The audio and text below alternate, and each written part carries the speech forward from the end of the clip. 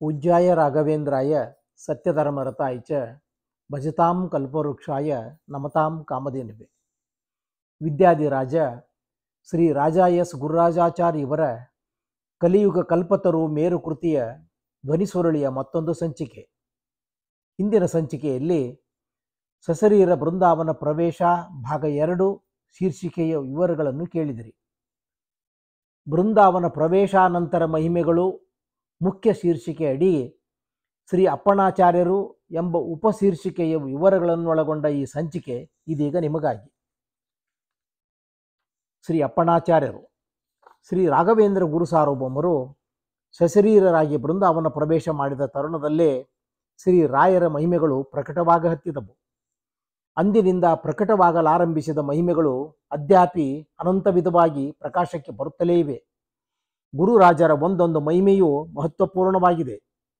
ನಮಗೆ ತಿಳಿದಿರುವ ಅದ್ಯಾಪಿ ಭಕ್ತ ಜನರ ಅನುಭವಕ್ಕೆ ಬರುತ್ತಿರುವ ಮಹಿಮೆಗಳನ್ನು ಬರೆಯುತ್ತಾ ಹೋದರೆ ಅವೇ ಸಹಸ್ರಾರು ಪುಟಗಳ ಅನೇಕ ಸಂಪುಟಗಳಾಗಬಹುದು. ಆ ಮಹನೀಯರ ಎಲ್ಲ ಮಹಿಮೆಗಳನ್ನು ಸಾಧ್ಯಂತವಾಗಿ ಬರೆಯಲು ಯಾರೂ ಸಮರ್ಥರಾಗಲಾರರು. ಶ್ರೀ ರಾಯರು ಸಶರೀರರಾಗಿ ಬೃಂದಾವನ ಪ್ರವೇಶ ಮಾಡಿದ 2-3 ದಿನಗಳಲ್ಲಿಯೇ ಪ್ರಕಟವಾದ ಮತ್ತು ನಂತರ ಅನತಿ ಕಾಲಗಳಲ್ಲಿ ಹೊರಹೊಮ್ಮಿದ ಕೆಲ ಮುಖ್ಯ ಮಹಾತ್ಮೆಗಳನ್ನು ಇಲ್ಲಿ ಭಕ್ತ ಜನರ ಸಂತೋಷಕ್ಕಾಗಿ ನಿರೂಪಿಸಬಯಸಿದ್ದೇವೆ. ರಾಯರ ಶಿಷ್ಯರ ಪೈಕಿ ಬಿಚ್ಚಾಲಿಯ ಶ್ರೀ ಅಪ್ಪಣಾಚಾರ್ಯರು ಒಬ್ಬರು. ಅವರು ತಮ್ಮ ತೀರ್ಥರೂಪರ ಆಶಯದಂತೆ ರಾಯರಲ್ಲಿ 12 ವರ್ಷಗಳ ಕಾಲ ನ್ಯಾಯ ವೇದಾಂತಾದಿ ಶಾಸ್ತ್ರಗಳನ್ನು ಅಧ್ಯಯನ ಮಾಡಿದ ಧನ್ಯಜೀವಿಗಳು. ಗುರುರಾಜರ ವಿಶೇಷ ಪ್ರೀತಿಗೆ ಪಾತ್ರರಾಗಿದ್ದ ಅಪ್ಪಣಾಚಾರ್ಯರು ವಿದ್ವನ್ಮಂಡಲಿಯಲ್ಲಿ ಶ್ರೇಷ್ಠ ಪಂಡಿತರೆಂದು ಹೆಸರು ಗಳಿಸಿ ಸಕಲರ ಗೌರವಕ್ಕೆ ಪಾತ್ರರಾಗಿದ್ದರು. ಅವರು ಗುರುಗಳೊಡನೆ ಸಂಚಾರದಲ್ಲಿದ್ದಾಗ ಗುರುರಾಜರನ್ನು ಬಿಚ್ಚಾಲಿಗೆ ಕರೆದುಕೊಂಡು ಹೋಗಿ ತಮ್ಮ ಮನೆಯಲ್ಲಿ ಭಕ್ತಿ ಶ್ರದ್ಧೆಗಳಿಂದ ಸತ್ಕರಿಸಿ ಕೃತಾರ್ಥರಾದರು. ಆಗ ಅವರ ತಂದೆಯ ಪ್ರಾರ್ಥನೆಯಂತೆ ರಾಯರು ಅಪ್ಪಣಾಚಾರ್ಯರಿಗೆ ಗೃಹಸ್ಥಾಶ್ರಮಿಗಳಾಗಿ ತಂದೆ ತಾಯಿಯರ ಮನಸ್ಸಂತೋಷಪಡಿಸಬೇಕೆಂದು ಆಜ್ಞಾಪಿಸಿದರು. ಗುರುಗಳ ಅಪ್ಪಣೆಯಂತೆ ಆಚಾರ್ಯರು ವಿವಾಹವಾಗಿ ಬಿಚ್ಚಾಲಿಯಲ್ಲಿಯೇ ನೆಲೆಸಿ ಪಾಠ ಪ್ರವಚನಾಸಕ್ತರಾಗಿ ಗೃಹಸ್ಥಾಶ್ರಮ ಧರ್ಮವನ್ನು ಪರಿಪಾಲಿಸುತ್ತಾ ಸುಖದಿಂದಿದ್ದರು. ಗುರುರಾಜರು ಆದವಾನಿಗೆ ಬಂದು ನವಾಬನಿಂದ ಮಂತ್ರಾಲಯ ಗ್ರಾಮವನ್ನು ಸಂಪಾದಿಸಿ ಅಲ್ಲಿಯೇ ವಾಸ ಮಾಡುತ್ತಿರುವಾಗ ಅಪ್ಪಣಾಚಾರ್ಯರು ಗುರುಗಳ ದರ್ಶನ ಮಾಡಿ ತಾವು ಸಂಸಾರ ಸಹಿತರಾಗಿ ತೀರ್ಥಯಾತ್ರೆ ಮಾಡಬೇಕೆಂದಿರುವುದನ್ನು ತಿಳಿಸಿ ಕುಟುಂಬ ಸಹಿತರಾಗಿ ತೀರ್ಥಯಾತ್ರೆಗೆ ಹೊರಟರು. ಆಚಾರ್ಯರು ತೀರ್ಥಯಾತ್ರೆಯಲ್ಲಿದ್ದುದರಿಂದ ಗುರುರಾಜರು ಬೃಂದಾವನ ಪ್ರವೇಶ ಮಾಡುವ ವಿಚಾರ ತಿಳಿಯದಿದ್ದುದರಿಂದ ಆ ಸಮಯದಲ್ಲಿ ಅಲ್ಲಿದ್ದು ಸೇವಿಸಿ ಕೃತಾರ್ಥರಾಗಲು ಅವಕಾಶವಾಗಲಿಲ್ಲ. ಅಪ್ಪಣಾಚಾರ್ಯರು ಯಾತ್ರೆಯಿಂದ ಬಿಚ್ಚಾಲಿಗೆ ಮರಳಿ ಬರುವ 3 ದಿನ ಹಿಂದೆಯೇ ಶ್ರೀ ಗುರುರಾಜರು ಬೃಂದಾವನ ಪ್ರವೇಶ ಮಾಡಿದ್ದರು.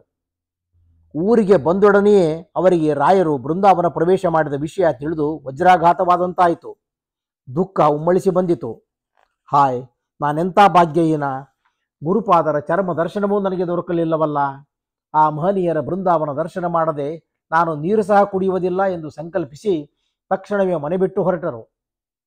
ಆಗ ವರ್ಷಾಕಾಲವಾದ್ದರಿಂದ ತುಂಗಭದ್ರೆಯು ತುಂಬಿ ಹರಿಯುತ್ತಿತ್ತು.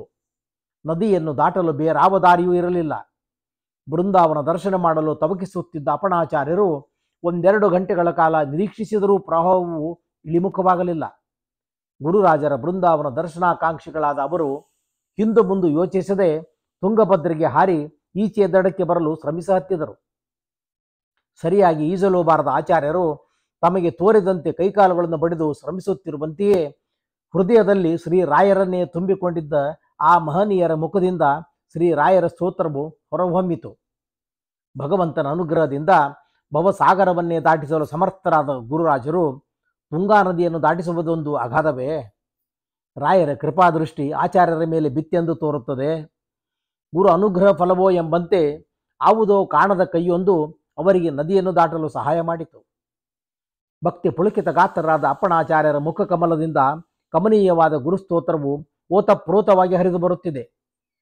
ಶ್ರೀಪೂರ್ಣ ಬೋಧ ಗುರುತೀರ್ಥ ವೇಬ್ದಿಪಾರ ಕಾಮಾರಿ ಮಾಕ್ಷಿಷ್ಮಾಕ್ ಶಿರಸ್ಪೃಶಂತಿ ಎಂದು ಆರಂಭವಾದ ಶ್ರೀ ಗುರುಸ್ತೋತ್ರವು ಆಚಾರ್ಯರು ತುಂಗಭದ್ರೆ ಈಚೆಯ ದಡಕ್ಕೆ ಬಂದಾಗ ರಾಜಚೋರ ಮಹಾವ್ಯಾಘ್ರ ಸರ್ಪ ನಕ್ರಾದಿಪೀಡನಂ ನ ಜಾಯತೇಸ್ಯ ಸ್ತೋತ್ರಶ್ಯ ಪ್ರಭಾವ ಅನ್ನತ್ರ ಸಂಶಯ ಎನ್ನುವವರೆಗೆ ಬಂದು ನಿಂತಿತು.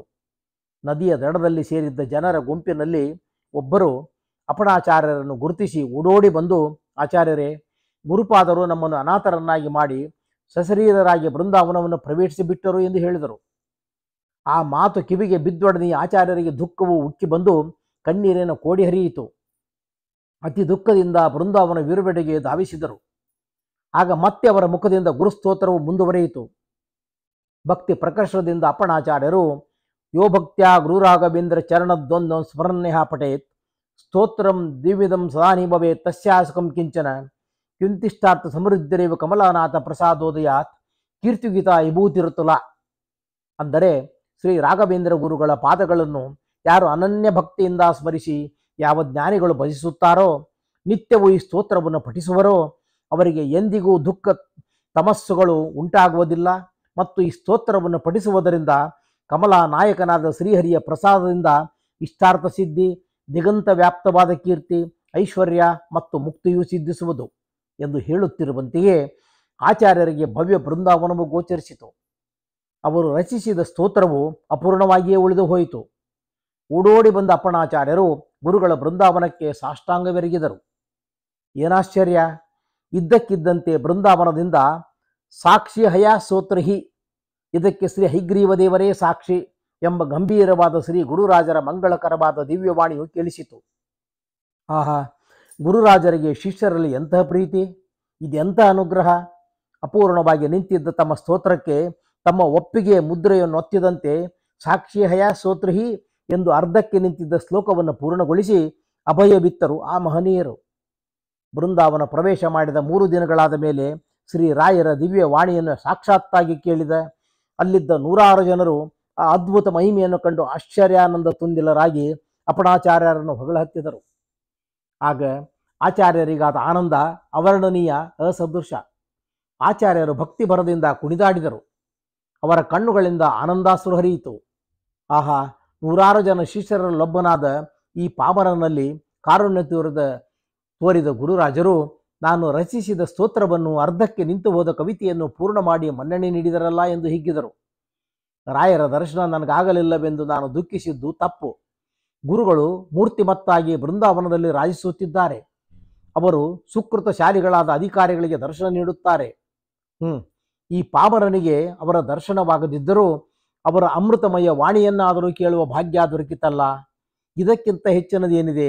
ಗುರುದೇವ, ನಾನು ಧನ್ಯನಾದೆ ಎಂದು ಗುರುರಾಜರನ್ನು ಭಕ್ತಿಯಿಂದ ಕೊಂಡಾಡಿದರು. ಅಪ್ಪಣಾಚಾರ್ಯರು ಬಂದಾಗ ಬೃಂದಾವನಾಂತರ್ಗತರಾಗಿದ್ದ ಶ್ರೀ ಗುರುರಾಜರು ಶ್ರೀ ಹೈಗ್ರೀವ ಮಂತ್ರ ಜಪಾಸಕ್ತರಾಗಿ ಕುಳಿತಿದ್ದರು. ಪ್ರಿಯ ಶಿಷ್ಯನು ರಚಿಸಿದ ಸ್ತೋತ್ರದಿಂದ ಸುಪ್ರೀತರಾದ ಗುರುಗಳು ಆ ಸ್ತೋತ್ರಕ್ಕೆ ತಮ್ಮ ಸಮ್ಮತಿಯನ್ನು, ಗುರುಸ್ತೋತ್ರದಲ್ಲಿ ಹೇಳಿರುವ ವಿಷಯಗಳು ಸತ್ಯವೆಂದು, 700 ವರ್ಷಗಳ ಕಾಲ ಈ ಸ್ತೋತ್ರದ ಪಠಣದಿಂದ ಸರ್ವಸಿದ್ಧಿಯಾಗುವುದೆಂದು ಅಪೂರ್ಣವಾಗಿದ್ದ ಸಾಕ್ಷಿ ಹಯಾ ಸ್ತೋತ್ರಹಿ ಎಂಬ 7 ಅಕ್ಷರಯುಕ್ತವಾದ ತಮ್ಮ ಅಂಕಿತವನ್ನು ನೀಡಿ ಗುರುಗಳು ಮಹಿಮೆ ಬೀರಿದರು. ಅದಕ್ಕೆ ತಮ್ಮೆದುರು ಕುಳಿತಿರುವ ಶ್ರೀ ಹೈಗ್ರೀವ ದೇವರೇ ಸಾಕ್ಷಿ ಎಂದು ತಿಳಿಸಿಕೊಡಲು ಅಪ್ಪಣಾಚಾರ್ಯ ರಚಿಸಿದ ಸ್ತೋತ್ರದಲ್ಲಿ ಅಪೂರ್ಣವಾಗಿ ಉಳಿದಿದ್ದ 7 ಅಕ್ಷರಗಳನ್ನು ತಾವೇ ಅನುಗ್ರಹಪೂರ್ವಕವಾಗಿ ತುಂಬಿ ಸ್ತೋತ್ರವನ್ನು ಪೂರ್ಣ ಮಾಡಿ ಸಕಲ ಸಜ್ಜನರನ್ನು ಆನಂದಗೊಳಿಸಿದರೆಂದು ಸರ್ವರು ರಾಯರ ಕಾರುಣ್ಯವನ್ನು ಕೊಂಡಾಡಿದರು. ಶ್ರೀ ಗುರುರಾಜರ ಮೇಲೆ ಅನೇಕ ಮಹನೀಯರು ವಿವಿಧ ಸ್ತೋತ್ರಗಳನ್ನು ರಚಿಸಿದ್ದಾರೆ. ಆದರೆ ಶ್ರೀ ರಾಯರಿಗೆ ಅತ್ಯಂತ ಪ್ರಿಯವಾದ ಸ್ತೋತ್ರವೆಂದರೆ ಅಪ್ಪಣಾಚಾರ್ಯ ರಚಿಸಿದ ಈ ಸ್ತೋತ್ರವೇ ಎಂದು ಧೈರ್ಯವಾಗಿ ಹೇಳಬಹುದು. ಅಂದಿನಿಂದ ಇಂದಿನವರೆಗೆ ಕೋಟ್ಯಾಂತರ ಜನರು ಈ ಸ್ತೋತ್ರ ಪಾರಾಯಣ ಪುನಶ್ಚರಣಾದಿಗಳಿಂದ ತಮ್ಮೆಲ್ಲರ ರೋಗ ರುಜಿನ ದಾರಿದ್ರ್ಯ ಅಜ್ಞಾನ ಅಶಾಂತಿ ಆಲಸ್ಯಾದಿ ದೋಷಗಳನ್ನು ದುಃಖಗಳನ್ನು ಪರಿಹರಿಸಿಕೊಂಡು ಸಮಸ್ತ ಅಭೀಷ್ಟ ಸನ್ಮಂಗಳಗಳನ್ನು ಪಡೆಯುತ್ತಿದ್ದಾರೆ. ಈ ಸ್ತೋತ್ರದ ಪ್ರತಿಯೊಂದು ಅಕ್ಷರವೂ ಬೀಜಾಕ್ಷರ ಅಮೃತಾಕ್ಷರಗಳಾಗಿದ್ದು ಪೂರ್ಣವೂ ಅಗಾಧ ಶಕ್ತಿ ಸಂಪನ್ನವೂ ಆಗಿವೆ. ಭಕ್ತರು ಇಚ್ಛಿಸುವ ಚತುರ್ವಿಧ ಪುರುಷಾರ್ಥ ಅಭೀಷ್ಟಗಳನ್ನು ಪೂರೈಸಲು ಸಮರ್ಥವಾಗಿದೆ.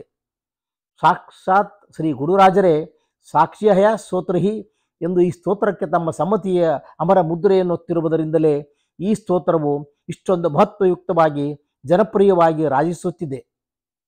ಇಂಥ ಅಪೂರ್ವ ಮಂಗಳಕರ ಸ್ತೋತ್ರವನ್ನು ರಚಿಸಿ ತನ್ಮೂಲಕ ಶ್ರೀ ರಾಘವೇಂದ್ರರ ಮೇಲಿನ ವಾಂಗ್ಮಯ ಭಂಡಾರವು ಅಪಾರವಾಗಿ ಬೆಳೆಯಲು ಇನ್ನೂ ಬೆಳೆಯುತ್ತಲೇ ಇರಲು ಕಾರಣರಾಗಿ ಭಾರತದ ಭಕ್ತ ವೃಂದಕ್ಕೆ ಅಗಾಧ ಉಪಕಾರವನ್ನು ಮಾಡಿದ ಶ್ರೀ ಅಪ್ಪಣಾಚಾರ್ಯರನ್ನು ಭಕ್ತ ಜನತೆಯು ಎಂದೆಂದಿಗೂ ಮರೆಯುವಂತಿಲ್ಲ. ಇಲ್ಲಿಗೆ ಈ ಸಂಚಿಕೆಯ ಮುಕ್ತಾಯ. ಗುರುರಾಯರ ಬೃಂದಾವನ ತಲೆದೂಗಿತು ಎಂಬ ಮತ್ತೊಂದು ಶೀರ್ಷಿಕೆಯೊಂದಿಗೆ ಮುಂದಿನ ಸಂಚಿಕೆ ಆರಂಭ. ಶ್ರೀಕೃಷ್ಣಾರ್ಪಣಮಸ್ತು.